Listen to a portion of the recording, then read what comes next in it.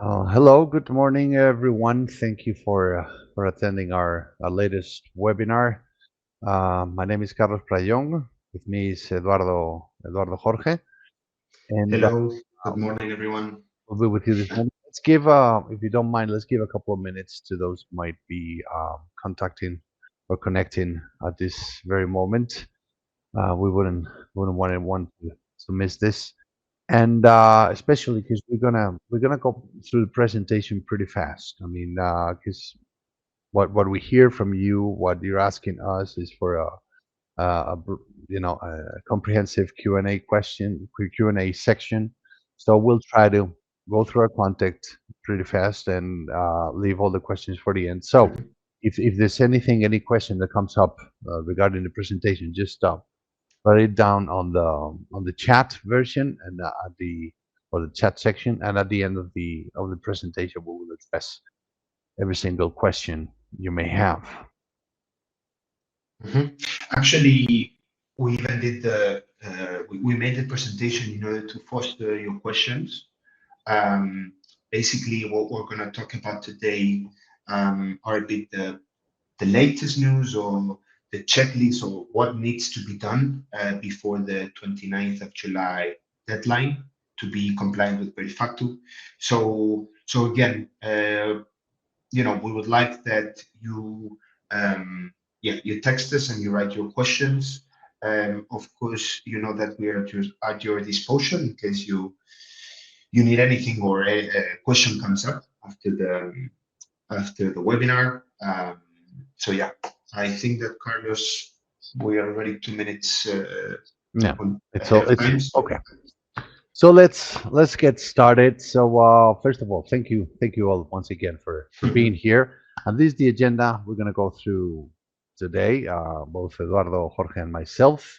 And but it's pretty much actually based on what you guys are asking us lately. We're receiving a lot of questions as the deadline gets closer. People is asking us, okay, so what exactly do I have to have? So that's what we're going to focus this on. So we're going to go with very factual considerations on adaptation, the timeline, the checklist for software developer. This is where we're going to go with all the latest things we have learned from the tax authority and what we need. And then we're gonna present our Verifactu ready API, and we'll go for the section that you're all actually more excited about, which is the live Q&A section. So without further ado, let's get with the consideration and timeline. We have 41 days left. It's 41 days before the deadline for software vendors and developers. What does it mean? That by July 29th, our software must be ready. This is it's important that here we make a distinction. One thing is that your software is capable, it's ready, and it's adapted to the regulation. And another thing is the deadline for the users. Okay, if you someone who's using your software as of today, if it's a society, it doesn't have that society doesn't have to start complying until before January 2026. But your software must be ready. And this is something very important that came up. It's an interpretation of the law that the authority only transmitted us like 6 weeks ago. If someone, you get a new client, a new customer, someone signs up your software, you get a new software user after July 29th, this particular customer goes live straight away. It must start complying from day one. It doesn't. There's no margin. There's no deadline in January for them. So any new user must be compliant by July 29th. And then again, for the present users you have today, the deadlines are still the last, as we shared before. January 1st for societies, July 1st for self-employed individuals. Although our recommendation is the sooner we start complying, the better. Um, Especially because this is something that we've shared in many occasions, but it's very important. The sanctions here are very big. I mean, for the users, for contributors, it can get up to 50,000 euros per year, but for developers, it can go up to 150,000 per year end user. I mean, for each and every customer, we're talking about 150,000 per year if your software is not complying with the regulation. So now that we have presented how serious this can be, let's go with the checklist. So what exactly what are we talking about? What do exactly we have to comply with by July 29th? And Eduardo is gonna share this with us right away. Thank you, Carlos. So we have tried to make a mix of high level and specific of um, what do I have to take care of as a software developer before July 29th and be compliant with Verifactu. Okay. So first point, to be fully adapted to the Verifactu's technical requirements. If you opt to use our API or an external API, you can comply directly by doing the integration. Okay. If you did it on your own, you have basically the ministerial order with all the technical details, and you would have to incorporate them on your system. Okay. A second and very important one, proper handling of the tax agency's responses. So basically, yeah, the tax agency is going to say if the invoice is fine or not, if it's registered or not. So we need to be able to manage these responses and act upon them. And we need to have also our responsible declaration implemented and visible to our customers. As we've mentioned you in the past, we're going to accompany you through this. Probably most of you already have our responsibility declaration template and a video on how to do it and so on. But if you don't, please email us, talk to us, and we'll send it to you. But again, this responsibility of declaration needs to be done before the 29th of July and has to be visible for the customer, which leads to our fourth point, which is documentation and user support explaining the new features and legal requirements. And it is not specified on how to do it, but there has to be a way for your customer to know that, okay, there's this new regulation, this is the QR code, this is what the QR code means, etc. Okay. Um, okay, so what are the mandatory technical requirements? These technical requirements are done by Fiscally, but we want to mention them so that you have visibility of what's going on. As we have mentioned previously, you're always going to communicate with us through a JSON file, um, basically detailing the invoice information. Okay, so you need to have internet connection to send us these JSONs and to receive their responses from us. We are the ones generating um, the invoicing records that have to be chained using a hash and electronic signature.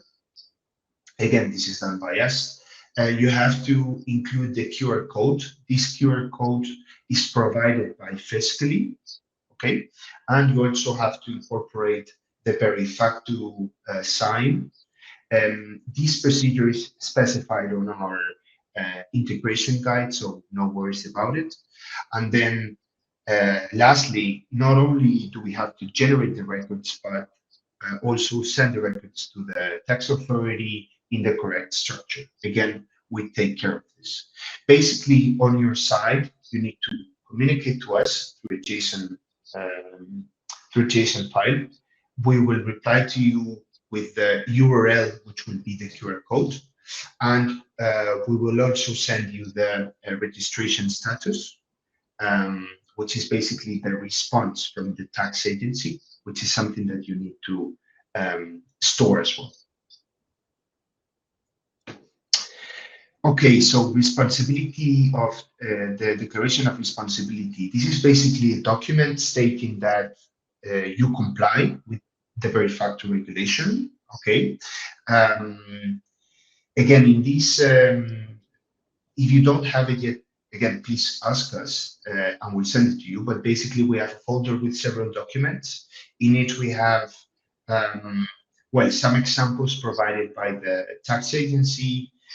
We also compiled all the legal information in the ministerial order, in the royal decree, in the FAQs from Verifactu of all the information that has been provided regarding the responsibility of declaration, in case that you want to know it. And lastly, and probably the most important document, we also provide you with a template so that you only have to insert your commercial name, sign it, etc. And you can get it done in 15 minutes. Okay. So yeah, basically before the 29th of July, you need to have this. It has to be visible, and your customer needs to know about it. Okay. And then last but not least, and we have talked about this several times, um, we have signed an agreement with the Spanish tax agency, and we are able to sign electronic records from other taxpayers and sign them on their behalf. Okay, so we're able to directly submit invoicing records generated by your software on behalf of your clients. Okay, this is a great competitive advantage, basically because in order to comply with Verifactu, you would have to collect and store the electronic certificates of each of your customers. Okay, with this, you have to do nothing, and your electronic record, I mean, the electronic records or the invoicing records of your customers will be signed with our electronic certificate. We have this right according to the tax agency. And if you want, Carlos, tell us briefly a bit about SignYes. I think that most of the attendants know about us, but just a Yes. quick recap. Yes, of course. I mean, this can be a bit complicated, and one of the easiest ways and the safest ways to comply with all this is using an external API such as SignES. So, if you indulge us, we'll like to speak to you a little bit about our solution. So, our API SignES, the one of the highlights it's got is that it complies with all the tax authorities in Spain, in Spanish territories. We have 5 different tax authorities, and with just one integration, you can comply with the 5 of them. So you integrate it in your software, and as long as you're in the Spanish territory, you can just forget about compliance because we take care of it ourselves. And what are our benefits? We like to stress this a little bit because there's new players coming to the market, and but we are experts. I mean, our expertise, we have the experience, we have the departments, and are the only API that as of today complies with all the standing tax authorities in Spain with just one integration. And of course, our support system and our technical support staff, and it's out of the market. We generate the QR code. We take care of the electronic signature, like Eduardo told you. We have integrated digital certificates. We have very, very strict filters, so we avoid file rejection from the authorities. We have the batch sending, the export, the archiving data. We have everything that you might need to comply and to sleep like babies, knowing that everything's taken care of. Okay, so integrating SignES brings all these benefits, like you avoid penalties, you stay updated, you're always updated no matter how many changes they might publish on any regulation, and the integration is super simple. And if there's an audit or whichever, I mean, we have the experience, we have the needed endpoint, so everything goes smooth and easy. So I mean, we are I mean, we are encouraging everyone to try it because we know how good our product is, and you can try it for free. So I mean, I believe there's you get on your screen some sort of link or some access point where you can just access the dashboard, register yourself, and you can test as long as you want, as much as you want. I mean, just see it for yourself, and then I mean, you'll see that everything I'm saying, everything we're saying is completely true. And then why fiscally? I like to take a second here because there's, as I said before, there's new players, there's new companies. They have fantastic products. I'm not going to speak badly about anyone, but fiscally, we have the experience, we have the team, we have the knowledge. We are number one cloud-based fiscalization solution in a market such as Germany. We got more than 200,000 companies using our solutions. We are, I mean, I think we are sending registers for over like some like 650,000 points of sale, or 700, almost 700,000 points of sale around Europe. So we have the structure, we have the team, and we got, the experience that other companies may or may not have. So yeah, and so now let's go for the Q&A section, which is what you guys wanted. Still, I mean, we have some questions that you've been sending us in the chat form. We're gonna address them all now. But if something comes up to your minds after all, I mean, once the webinar is finished, make sure you can write us, and we'll be more than happy to start communication and clarify any items or any issues that you may have, any doubts whatsoever. So, Mhm. Eduardo, I don't know if you had a chance to go check in on some Yes. questions. Oh, okay, fantastic. Yes, we have a question from Michael, a very common one, to be honest. So it says, would you suggest switching all users to actually send using Verifactu from 29th of July, even people who are already existing subscribers? Because implementing all or nothing might be easier to do. So in here, the response would be that what the law says is that after the 29th of July, if you acquire a new customer, they have to be compliant with Verifactu, regardless of their deadline, of the 1st of January deadline and the July deadline. Okay. If you decide to say, okay, all or nothing, that is totally fine. But that is your decision. If you think it makes more sense for your business, for your customers, go ahead. You can do so. We have already customers that have done that, actually. Okay. Okay. I'll take care of the next question because I think it was me who didn't explain this clearly enough. Okay. Lairu asks us if for customers that we onboard after July 29th, I mentioned that they should be immediately compliant. Did I mean that these new customers should be able to submit invoices to the tax authority after July 29th or effective January 1st, 2026? Okay. There's two possible scenarios here. The customers you do have as of today that are already users of the software do not have to start complying before January 1st, 2026. I mean, like we were saying to the previous question, I mean, we recommend that you engage them and you onboard them as soon as possible. But I mean, they don't have to legally do it before January 1st, 2026.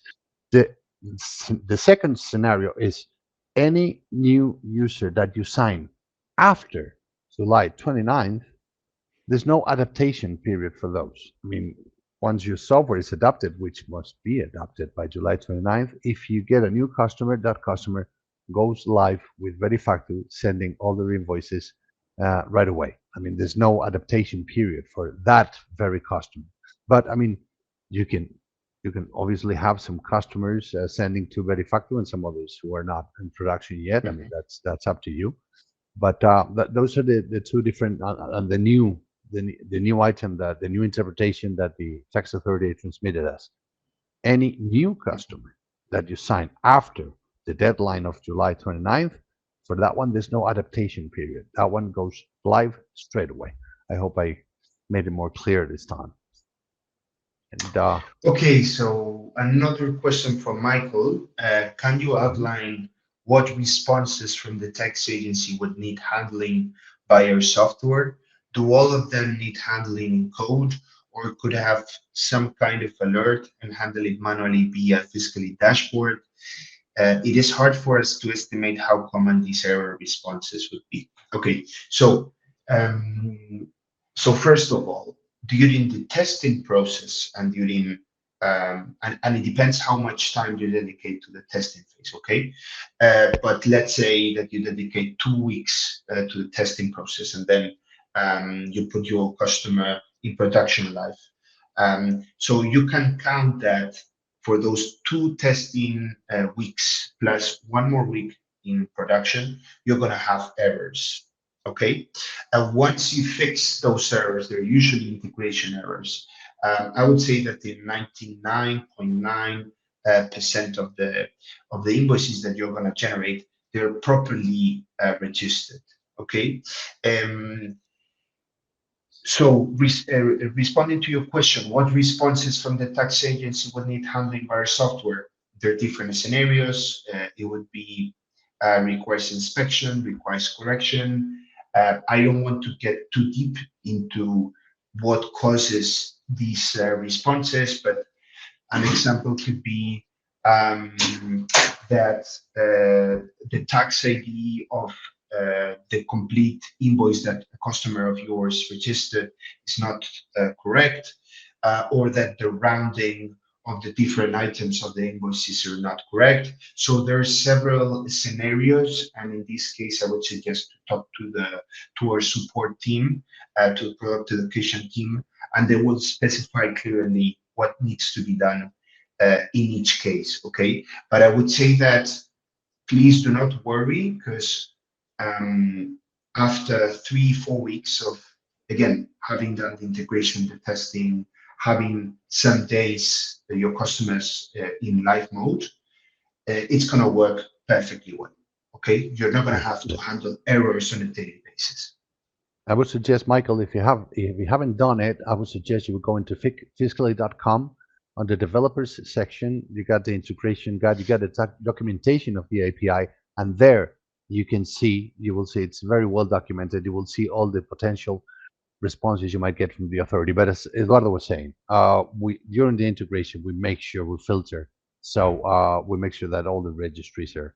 I mean, there's no negative responses from the agency whatsoever. Mhm, Okay, we have another question from Fabio. Just to understand, the fiscally QR code needs to be printed on the user invoice. Okay, it's not just the fiscally QR code.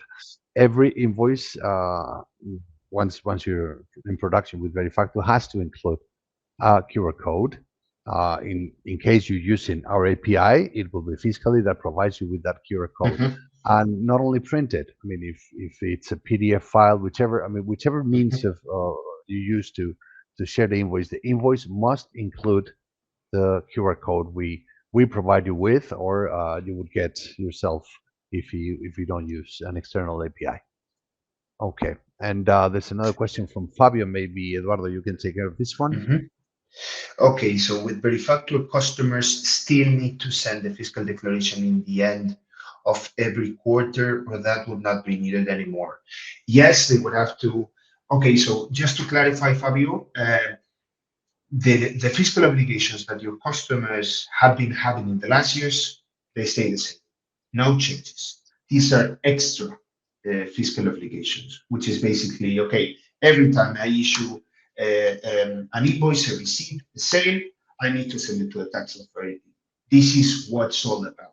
Okay, but their fiscal declaration, any kind of fiscal obligation they had in the past, they still have to comply with it. This is extra. Okay. All right. Jacqueline has a very interesting question that came up in other webinars. She says clients who purchased licenses outright years ago, or tills that have been sold on using our software, or who we can't trace or refuse to comply, or we don't know their whereabouts, or how do we she's asking how can we protect ourselves? Are we liable still? Well, you are not.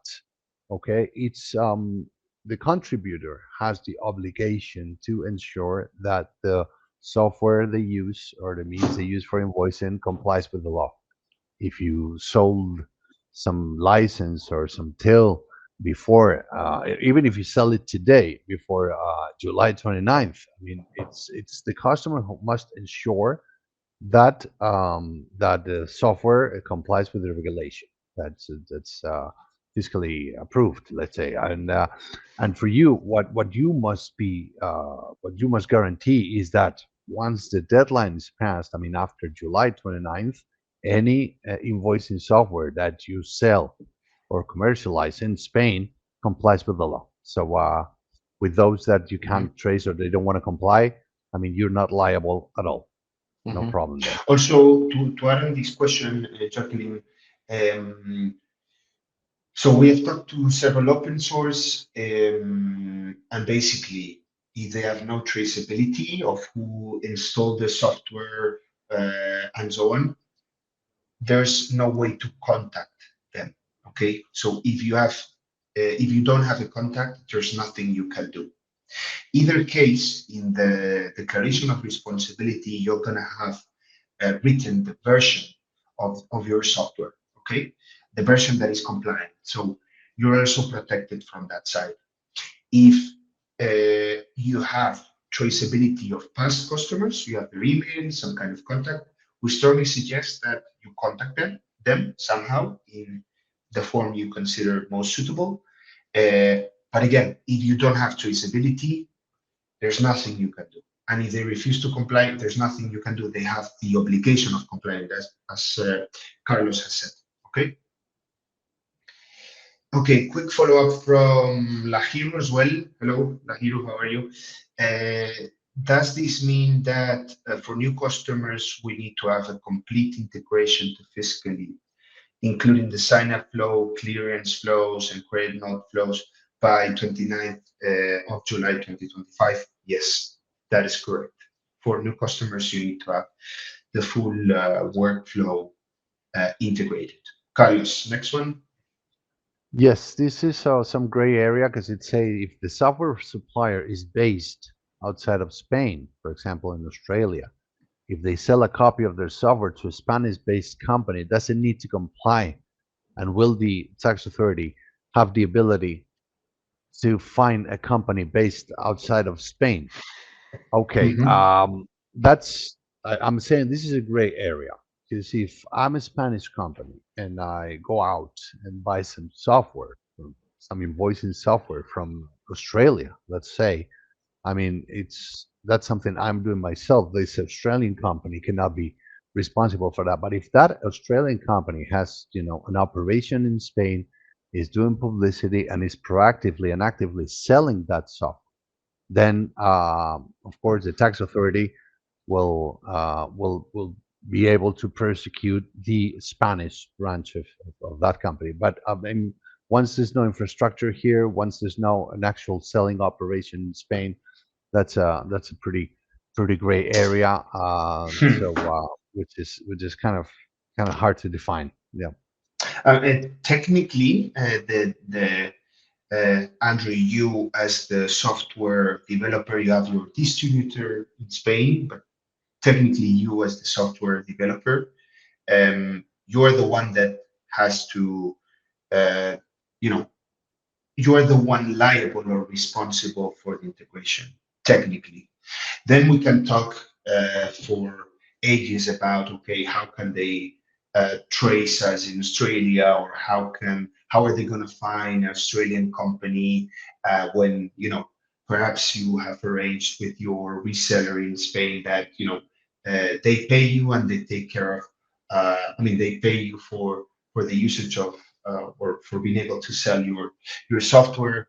Um, and they are the ones taking care of the commercial side and so on. But technically, it is you as the software developer who has to appear in that declaration of responsibility, and who has to do the integration. Okay, so nothing would happen to the reseller, but the reseller would not be able to sell if your solution was not compliant. Okay, um, I don't know if we responded clear or not to this question, Carlos. I think more or less. Yeah, because I mean, pretty much. But I mean, we unfortunately there's not a clear answer for that because, as you said, it's a pretty gray area there. You're not the first person that comes to us with such a question. We've addressed it to the tax authority, and the replies they give us are not much more specific than the one we just gave you. Okay, we got another question from Harry. Do the regulations affect companies who have built their own internal billing software? In this case, do they count as a software provider and therefore need to meet the June deadline? Okay, that depends if there is sort of a contract. I mean, if there are two different branches from the company, you have an IT department that actually sells the software to the final user. It could be. If not, I mean, you as a company must ensure that your software is compliant before the deadline. I mean, once again, is a bit of a gray area there. In some occasions, they told us that it would be like any other software developer that would have to comply from July 29th. But in other conversations we had, they recognize and they assume this is a bit of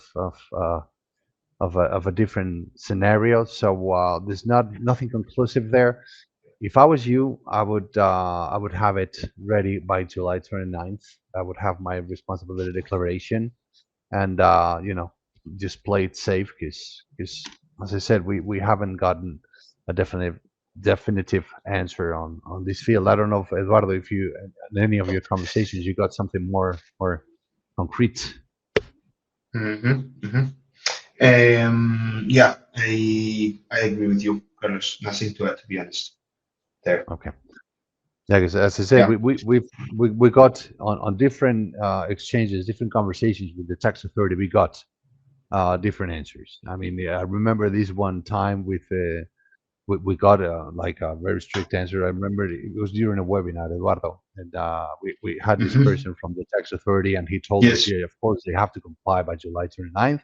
But then, we kept the conversation flowing with the very same person, Hmm. and they recognized, okay, the situation here is a bit different. So, as I said, I would play it Yeah. safe, have it by July 29th. You don't have to Yeah. start sending I mean, remember, there's a difference. One thing is the capabilities of the software, and a different one is the use you give to it. Let's say, mm, just to have the example I have at hand, if you integrate the fiscally signes API, once the integration is complete, once the responsibility declaration is published, you're fully compliant by July 29th. But that doesn't mean your endpoint, your software has to start in production sending their Hmm. invoices to the authority. You can start doing that by, let's say, Hmm. December, Hmm. before the In deadline that of case, in that case, we're talking exactly. about that higher inspection. Yeah. Yeah. Yeah. But Yeah. Yeah. one thing is being compliant by July 29th, and a different thing or a different moment or a different step is to start Mm. sending your invoices to the Verifactu system. Mm. So yeah, I would recommend, as Carlos Mm. Prayong, I would recommend to play safe. Also, to give you some visibility of the current situation, you have to understand that now we're in a process where, people have came up with these different legal documents and putting things in paper, but now it comes when things have to translate to reality, right? So, what's quite interesting is that the tax agency has a section with FAQs, okay?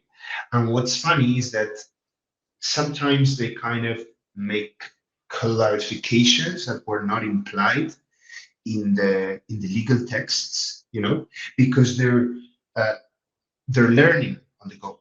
Mm. And again, there has to be some practicality added to the regulation. So that's why, and I'm basically talking about the question from Harry when he was asking about in his case, he's an end customer and they have their own proprietary software and he doesn't know that well when is the deadline. That is a question that the tax agency is not replying consistently. Yeah, Depending on who you ask, they answer a different topic. So yeah, it's up. bear that in mind.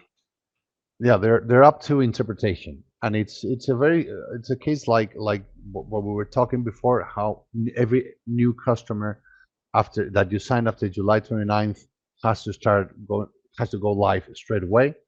This is an interpretation of the regulation that was only made public like 5 weeks ago. Up to that Mhm. moment, we thought everyone, every society had a, Yes. had a deadline set on January 1st, but it was, they interpreted the very same laws. They didn't. There was no change on the regulation. It's just an interpretation. So here, any Mhm. day they might come up with a new interpretation for this very case scenario that Harry pointed out, and might go one way or the other. But then again, I mean, I'm sorry to be so insistent.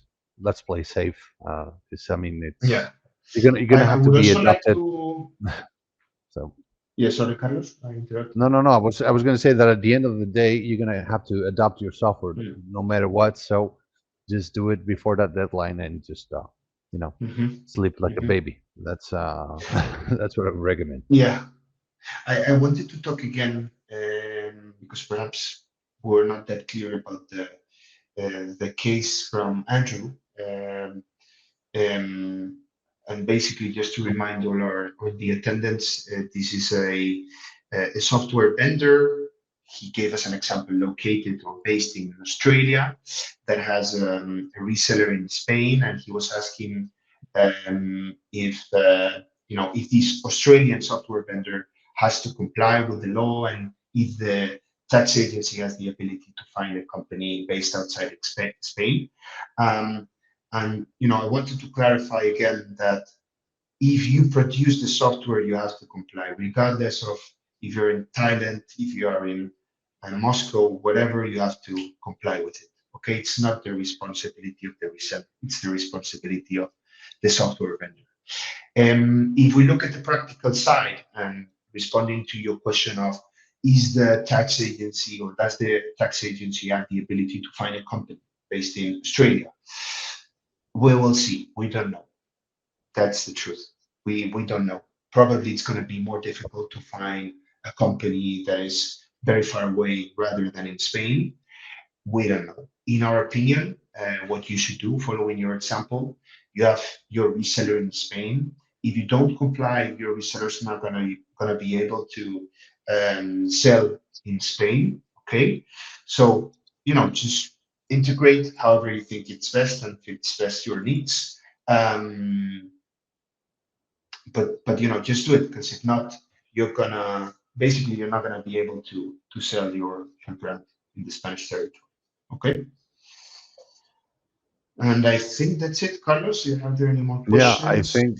Yeah, well, I'm pretty confident. Like, I mean, this is not our first rodeo here, and it usually happens that once we finish the webinar, we start receiving emails because that's when the questions pop up. So yeah, you have our contacts, both Eduardo and mine. You can just address us through the website. We'll be more than happy to answer any questions you may have. Thank you very much for your attendance. Thank you very much for your attention and your questions. And well, good luck with all these changes that are coming. Take care, everyone. All right. Bye bye. Bye bye. Thank you.